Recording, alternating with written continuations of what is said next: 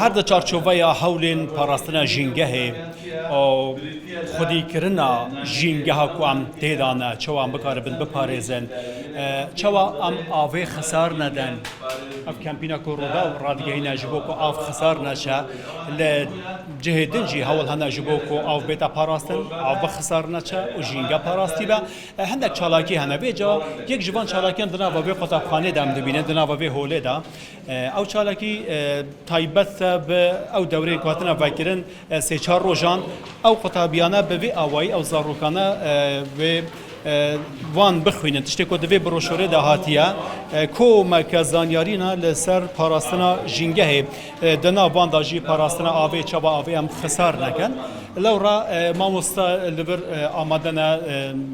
وانیان دی بیشش بو وان زاروکان کو چوا ژینگه بیت پاراستن چندین رهندین جدا لخواده گیره او چالاکیه جبو پاراستنا داروگیا جبو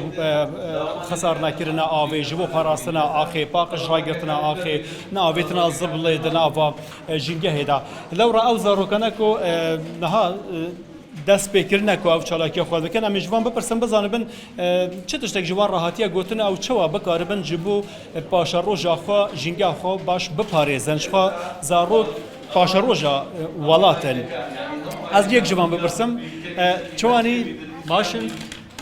چه خوندوام پاراستن چی ام بود چنل آی بفرادی او بفیرونه باشه اتو شون او د پاریزی او بفیرونه چه دکی آخر دنیا اتو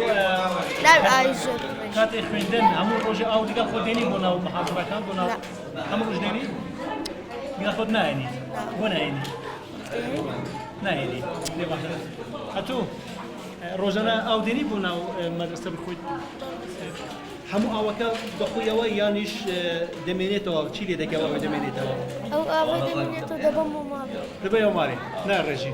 بوشی کوی خسار ندی خسار دباش امرو چی خوان ژینگه پارێزی او خسار ندانش ژینگه پارێزیە بڕای توانیا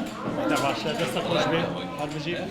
بەڵێ تەماشاوانم ڕاستیان یان دەبینن کۆ زارۆک بەوی ئەوەی تێنە پەروەردەکردن ئاوێ خسار نەکەن وێجا چ ئاوا بەخواردنێ بە دناوە دەبەیەکی ئاوێدا بە چژی ئاوا ماڵان بە چەوە بکاربن وێ ئاوێ بپارێزن ئاوێ خسار نەکەن ئەم بچن نەجارنێک زارۆکێ دیژەم بزانبن کانێ ئەو چێ دەکەن چۆنی باشی مامۆ ئەو چییە چارەکەت وێنەی چییە ژینگەیە ئەوەی تووشارەکە سەوزە ڕەنگی ئەو سەوزە دارە ئەمڕۆ چت خوێندەوە زۆر شت خوێندەوە لەسەر ژینگە ئێستا ئەوەی سەوز دەکەیت چۆن ژینگە بپارێزی وەنیە ئەوەت خوێندەوە دەبێت چ بکە چت پێ گوتراوە دەبێت چ بکە کە ژینگە پارێزراو بێت دەبێت کە شتێک ماغبار فڕی نەدەیت دە باشە تو چۆنی باشی تۆ خەریکی ڕەنگکردنی ئەم وێنەیە وێنەی چییە وێنەی گەڵایە گەڵاکە سەوز دەکەیت بۆی کە جوان بێت باشە چۆن بیپارێزین کە خرا نەبێت تێک نەشێت ئەگەر نابی شتی یعنی ئەگەر شەکە بخۆی نابێ فڕێ بدەی ئەو شت بە فیرۆدان نابێ بکەی ژینگەکەمان دەی بێتەواتی بپارێزی زۆر باشە ئەوەکی زۆرت هێنەوە لێرە هەمووی دەخۆیەوە یان ئەوەی دەمێنێتەوە چی لێ دەکەیت فڕێ نادەیە نا دواتر هەڵی دەگری ئێوارە بخۆیتەوە بۆیکە بە فێڕوو نەچی دا باشە دەستی خۆش بێت لێرە کۆمەکە مامۆستا لەبەر هەنا چەندین فەرمانگە ڕێبەری فەرمانگەیت کۆ لە هەولێری هەنا بە هەڤڕا کار دەکەن بێجا ji bo kan bizanibin kanê ew çalakiya kuhatiya li darxistin ji aliyê kîjan fermangeha kîjan rêveberiyan veya ji aliyê kîjan rêxistinan veya ku em bizanibin kanê navaroka wan jî çi ye mamosta Leyla ve bi merhaba ji ber ku niha mamosta Leyla wan waneyan ji bo wan zarokan dibêje Leyla xanim mandû nebî spas çalakiya baya kîjan rêveberiyan e tu xwe ji kîjan rêveberiyê û navaroka çalakî li be çi ne سرەتا دەمەوێت پێتان بڵێم ئێستا ئێمە لە خولێکی هاوینەی ژینگەیینە باس لە پاراستنی ئاو باس لە پاراستنی ژینگە لە خاک لە هەموو شتەکان وانەکە بەڵام ئەم بیرۆکەیە کە ئێستا کە ئێمە لێ تێدانا فەرمانگەی ژینگەی هەولێر و بەڕێبەرایەتی گشتی پەروەردە و شاری یاری سمایلاند و پۆلیسی دارستان بە سپۆنسەری کۆمپانیای فەجر کە هەوڵی داوە هەندێک شتمان بۆ دابین بکاتن وەکو دیاری بۆ ئەم قوتابیانە کە لەم خولەدا هەم سوودی ژینگەیی هەم وەرگرتنی ڕێنمایی ژینگەیەکان و پاراستنی ژینگە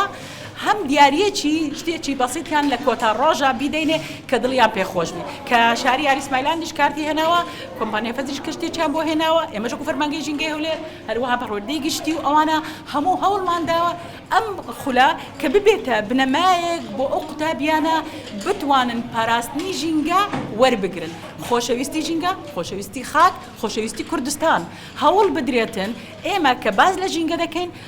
خۆشەویستی فێری منداڵ بکەین کە بۆ خاک و کوردستان بتوانن خاکەکەی خۆیان خۆش بێ ژینگەکەی خۆیان خۆش بێ ئاو هەرگیز بە فیڕۆ نەدەن چکە ئاو بنەمای ژیانە ئاو سەرچاوی ژیان من ئێستا پێش ئەوەی ئێوە بێن باسی ئاوم لۆ دەکردن باس ئەوەم بۆ کردینە ئەو کە لە چالاکیەکانی ڕۆژانە نابێت ئاو بە فیڕۆ بدەین چکە ئێمە ڕۆژانە چالاکیمان زۆرە لەگەر ئاو چکە هەموو کارەکان بە ئاو دەکرێتن بۆیە بە هەمووانم گوتیە ئەگەر دایکتان خوشکتان لە مارێ ئاویان زۆر بە فیڕۆدا ئێوە هەوڵ بدەن ببنە ئامۆژگاریکەرێک بۆ دایکتان و بۆ خوشکتان بۆ ئەوی ئاو بە فیڕۆ نەدەن زۆر سپاس ڕێزار لێلا خانم مامۆستا لێلاک و من مامۆستا لێرە من مامۆستای خولەکەیمە بەڵێ بەڵێ مامۆستا بێ خولەی بەڵێ مامۆستا مژەرەوە بەڵێ سپاس بدەن گەلێک سپاس بدەن ئەمزانم شاری یاری ئیسماعیلیان خۆ ئاشنایەش بۆ زارۆکان زارۆکژی حەز دەکەن دەچن ئەگەر لەگەڵ یەکش بەرپرسین شاری یاری ئیسماعیلیان جەمبە ئاخبن ڕێزار کاک حاجی ئاغا کام بزانم بن چالاکیە و هەر بەکە سپۆنسەرێکە یانجی هنگ بەشدارن دەناوەوان وانەیان دا کۆین دخوازن ئەوانە بۆ زارۆکە بێنەگوتن لە چەند جیهان چالاکی هەیە ئێمە وەکو شاری یاری ئیسماعیلیان هەڵبەتە بە هەمانجی فەرمانگە ژینگەی هەولێر و ژینگە و تەندروستی پەروەردەی گشتی و ڕۆبەراتی دارستان و ژینگەی هەولێر هەڵبەتە ئەو چالاکیەمان ئەم کردووە لەسەر ئاستی هەرسێ پەروەردەی ناوەن کە ئێستا لە پەروەردەی ناوەندین قوتابخانەی باداوە لۆ هەفتەی دوای جێژن قوتابخانەی لە دەشتی پەروەردە کەەوە یەک لە ناحیەی دارەتووە ئەنجامی ئەدەین لە دوایشدا لە پەروەردەی دەوروبەر ئەنجام ئەدەین لەسەر ئاستی هەرسێ پەروەردە ئەنجام دەین هەدەفەکەشەوەیە کە مناڵان کە ژینگەی خۆیان خۆش بێ و ئیشاڵڵە لە ڕۆژانی داهاتوو چالاکی باشترمان دەبین لە بابەتی ژینگەی تاوکو مناڵان زیاتر خزمەت بە ژینگە بکەن و ئاویش بە فیڕۆ نەدەن. گەلێک سپاس ڕێزار حاجی ئاغا ڕێبەبەرێ پەیوەندیە شاری یاری ئیسماعیلیان گەلێک سپاس بەتە بەڵێ تەماشاوانێن ڕاستیان ئەم دەبینن وەها ئۆدایەکە بچووکشی دابا لێ چالاکیەکە مازن هەیە ئەو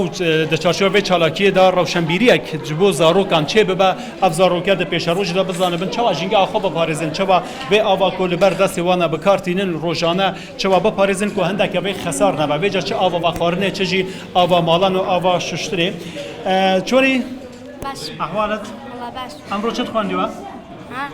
لەسا ژینگە و پارێزوان ژینگە پارێزی ئەوە چیە وێنەیە؟ ئەمە مزگەوتە مزگەوتە ئەمە گەڵایە گەڵایە بۆچی وە سەوزت کردووە؟ حەزمی حەز لە سەوزیە چۆن کار بکەن کە هەر سەوز بمێنێتەوە وڵاتمان سیس نەبێ خێرا نەبێ تێک نەچێ زۆر جوانە جوانە ئەو بمێنێتەوە وانە بیپارێزین دا باشە چۆنی باسی ئەزۆ چۆن ئاو دەپارێزی کە ئەو خەسار نەبێ چ دەکەی؟ والله ئەگەر داکم ئەوە حەوشە شوش تەلەفۆن چلووە دەرم هۆدێ ئاوەکەی بگرەوە ئەگە ئەوە بە فێڕۆ بچێت دەچێت بیگرا بۆ کە خەسار نەبێ